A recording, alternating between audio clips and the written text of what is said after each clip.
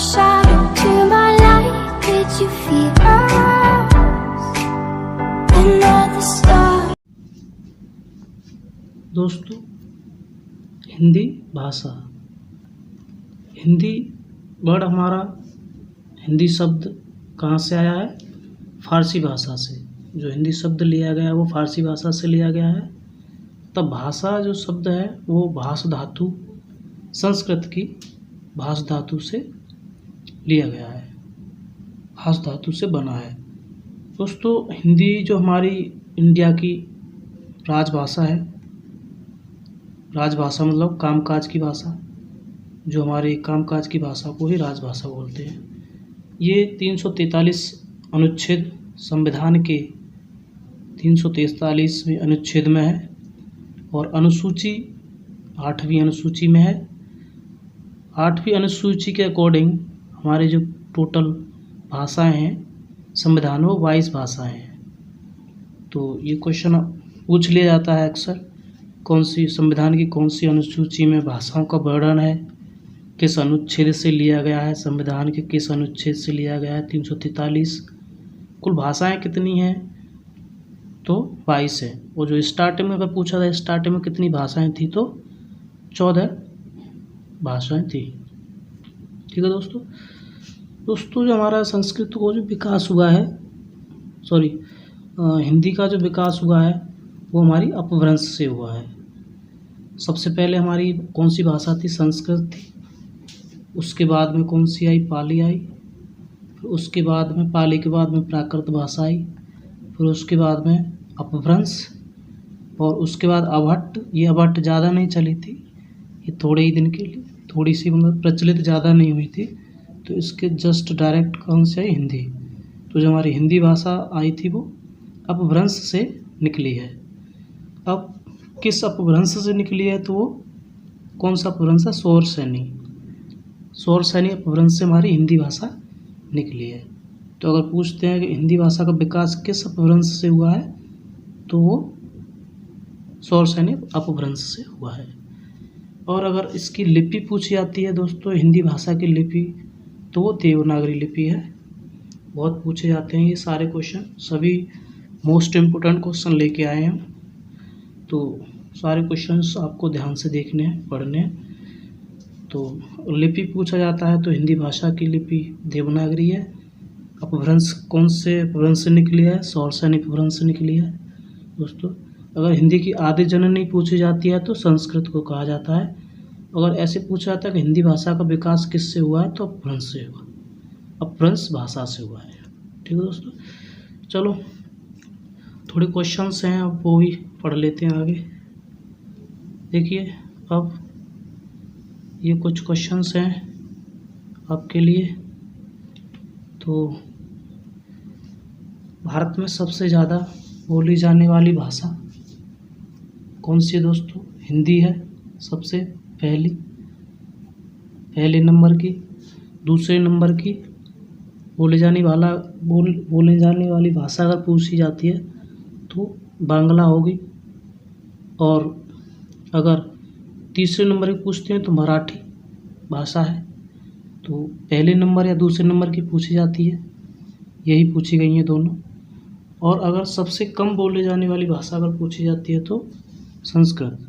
सबसे कम अपने इंडिया में संस्कृत बोली जाती है। चलिए और आगे देख लेते हैं। हिंदी भाषा की सबसे छोटी इकाई। तो अगर मौखिक रूप से पूछी जाती है तो ध्वनि होती है, लिखित रूप से अगर पूछी जा रही है तो वर्ण, और अर्थ के आधार पर अगर पूछी है तो शब्द। क्योंकि कोई शब्द है उसका ही अर्थ निकलता है, वर्ण का कोई अर्थ नहीं होता है। मौखिक रूप से जो भी हम बोलते हैं वही ध्वनि होती है। तो हम किसी चीज़ को बोल रहे हैं तो वो ध्वनि है, तो हम मौखिक रूप से बोल रहे हैं। अगर उसी को हम लिख देते हैं तो उसी को लिखित रूप बन जाता है, ऐसे उसको वर्ण बोलते हैं। और अर्थ अगर वर्णों को मेल करें तो अर्थ बन जाएगा। तो जैसे हम लिखें कमल, तो एक शब्द हो गया, इसका कोई अर्थ होता है। अगर हम सीधे अगर सपोज दैट हम लिखते हैं का, तो इसका कोई मतलब नहीं है का का। ठीक है। अगर वर्णों को मिला के शब्द बनता है, तो वर्णों को मिला के हमने लिख दिया कमल। तो इसका क्या हो गया, ये शब्द बन गया। तो इसका कोई अर्थ है कमल का? इसका कोई अर्थ नहीं है, यानी कि लिखित रूप में वर्ण सबसे छोटी इकाई। अगर नॉर्मल पूछी जाती है हिंदी भाषा की सबसे छोटी इकाई कौन सी है, तो वर्ण बोलते हैं उसको। ठीक है दोस्तों, चलो आगे और भी है। देखिए हिंदी भाषा की उपभाषाएं और बोलियां। अगर हिंदी भाषा की उपबोलियां पूछा जाता है तो हिंदी भाषा में उपबोलियों की संख्या होती है 5। उपभाषा कितनी होती है? 5 होती हैं। और बोलियों की संख्या कितनी होती है? 18। तो इस तरीके से क्वेश्चन पूछा जाता है हिंदी भाषा में उपभाषा कितनी है हिंदी भाषा की, तो 5 है। और बोलियां कितनी है? 18। ठीक है, अब देखो हमने इधर उपभाषा लिखी है, ये सभी पश्चिमी हिंदी, पूर्वी हिंदी, अवधी, बघेली, बिहारी और नीचे पहाड़ी हिंदी है। ठीक है, नीचे ये पहाड़ी हिंदी, ये आपकी 5 बोलियां होती हैं। पश्चिमी उपभाषा पश्चिमी हिंदी, पूर्वी हिंदी, राजस्थानी हिंदी, बिहारी हिंदी, मागधी बोलते हैं इसको, मागधी भी बोलते हैं, और पहाड़ी हिंदी, ये हैं दोस्तों। अब इनकी दोस्तों बोलियां भी होती हैं। इन भाषाओं की 5 उपभाषाएं हैं, ये 5 भाषाओं की उपबोलियां भी हैं।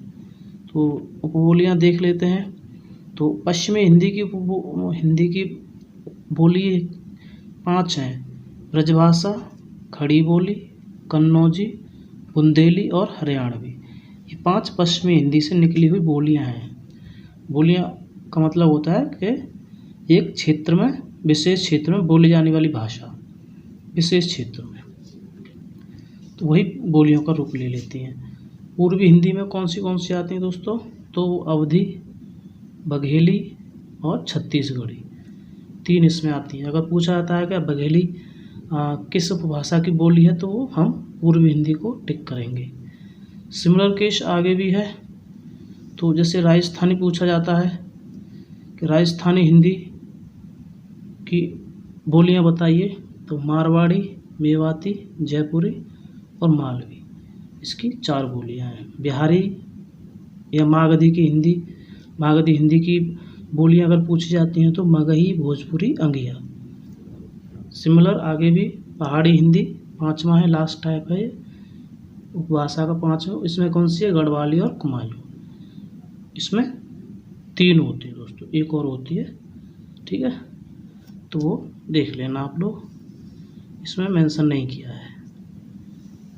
आगे भी देखो, अगर अपभ्रंश पूछा जाता है कि अपभ्रंश बताइए और उपभाषाएं, तो जो भाषाओं का विकास हुआ है वो अपभ्रंश से हुआ है।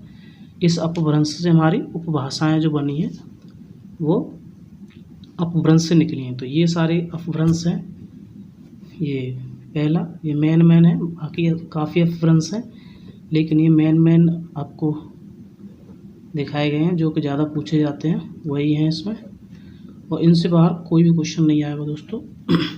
तो शोर सैनी अपभ्रंश उसको बोलेंगे, शोर सैनी अपभ्रंश।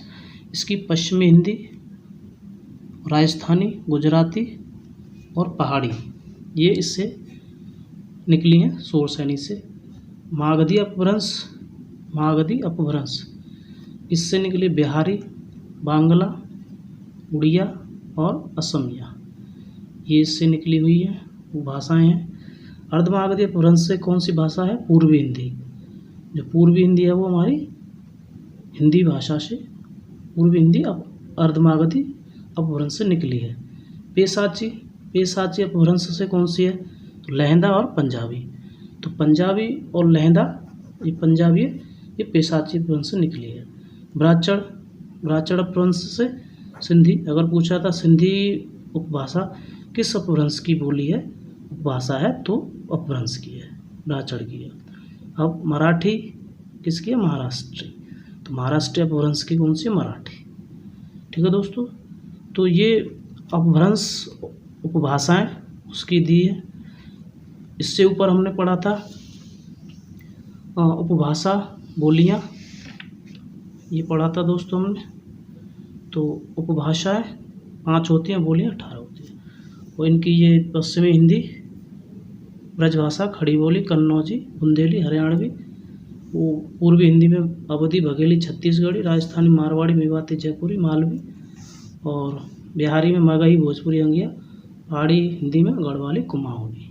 ठीक है दोस्तों, इस तरीके से। अब इसका क्वेश्चन आंसर टेस्ट लगाते हैं दोस्तों। ये क्वेश्चन आंसर टेस्ट है, तो जो हमने पढ़ा है उसको हम अब देखते हैं क्वेश्चन कैसे बनते हैं उसके। तो पहला क्वेश्चन, हिंदी भाषा का विकास किस अपभ्रंश से हुआ है। तो हमको इसमें ये बताना है हिंदी भाषा का विकास अपभ्रंश बताना है, इसमें किस अपभ्रंश से हुआ है। तो हमने अभी पढ़ाया था मागधी, शोरसैनी, पेशाची, ब्राह्मण, किसमें बताया था हिंदी भाषा का, तो किससे हुआ है, शोरसैनी अपभ्रंश से इसका विकास हुआ है। ब्रजभाषा व खड़ी बोली, देखो ब्रजभाषा और खड़ी बोली किस उपभाषा की बोलियाँ हैं, यहाँ पे उपभाषा पूछी है दोस्तों। तो अब उपभाषा किसकी है, ये पूर्वी हिंदी, पश्चिमी हिंदी, राजस्थानी हिंदी, बिहारी हिंदी। अब चारों में से कौन सा सही होगा बताइए। तो इसका जो आंसर है वो पश्चिमी हिंदी हो जाएगा दोस्तों। ये दोनों भाषाएं, इसकी 5 बोलियां थी, तो ये दोनों बोलियां हैं, खड़ी बोली और ब्रजभाषा, और ये पश्चिमी उत्तर प्रदेश में बोली जाती हैं, यूपी में। तो हिंदी भाषा में उपभाषा तथा बोलियां क्रमशः हैं। अब उसमें ये बताना है उपभाषा और बोलियां बताना हमको। उपभाषाएं कितनी थी दोस्तों और बोलियां कितनी थी, तो 5 तथा 14, 5 तथा 18, 18 तथा 5, 8 तथा 16। अब बताइए इसमें कितनी हो सकती हैं। तो इसका जो आंसर होगा वो भी हो जाएगा दोस्तों।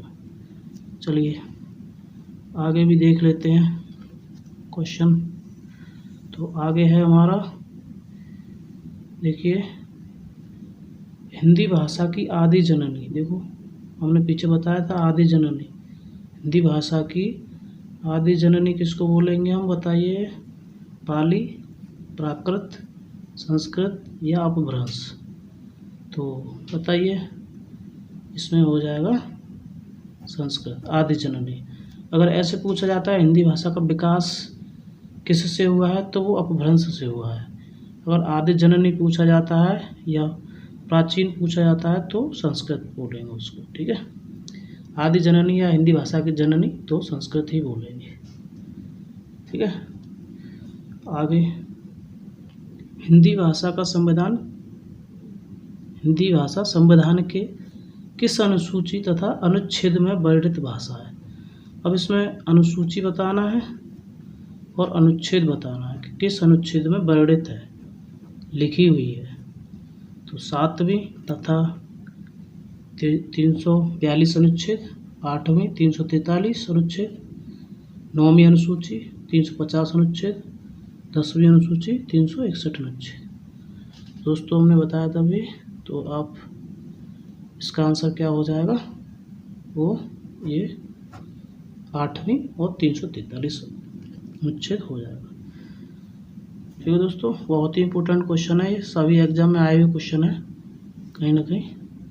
देखिए 2 क्वेश्चन और रह गए। हिंदी भाषा की लिपि कौन सी है। तो अब लिपि बताना है, इसमें कौन सी लिपि है। देखिए रोमन लिपि, गुरुमुखी लिपि, देवनागरी लिपि या ब्राह्मी लिपि। अब इसमें से हमको बताना है कि हिंदी भाषा की लिपि कौन सा है। तो देखिए कौन सी बताई थी हमने अभी, वो देवनागरी लिपि हो जाएगी दोस्तों। अब हिंदी भाषा की सबसे छोटी इकाई। अब देखो इसमें कुछ भी नहीं पूछा है, लिखित भाषा, लिखित रूप में या मौखिक रूप से या अर्थ की दृष्टि से। इसमें सीधे सीधे पूछा है हिंदी भाषा की सबसे छोटी इकाई। इस तरीके से अगर क्वेश्चन आता है तो सीधे क्या टिक करना है हमको, वर्ण। तो जो वर्ण है हमारा वो हिंदी भाषा की सबसे छोटी इकाई हो जाएगी। ठीक है दोस्तों ये जो हिंदी भाषा है यूपी के सभी एग्जाम में आती है। यूपी SSSC, पुलिस, लेखपाल, BDO, कानून गो, ये सब के लिए वीडियो कॉमन वीडियो है। सभी एग्जाम में ये क्वेश्चन आते हैं। सबके लिए लाभप्रद है। दोस्तों इसका आगे पाठ वर्णमाला का कराएंगे हम, तो अगले पार्ट को भी ज़रूर देखिए। और वीडियो पसंद आया तो लाइक कीजिए, अपने दोस्तों में शेयर कीजिए ताकि सभी लोग इसका फ़ायदा ले सकें। और ये अभी जो लेखपाल की क्लास चल रही है उसके लिए बहुत ही इम्पोर्टेंट है ये सभी क्वेश्चंस। और ये ठीक है दोस्तों, चलिए अब मिलते हैं नेक्स्ट वीडियो में।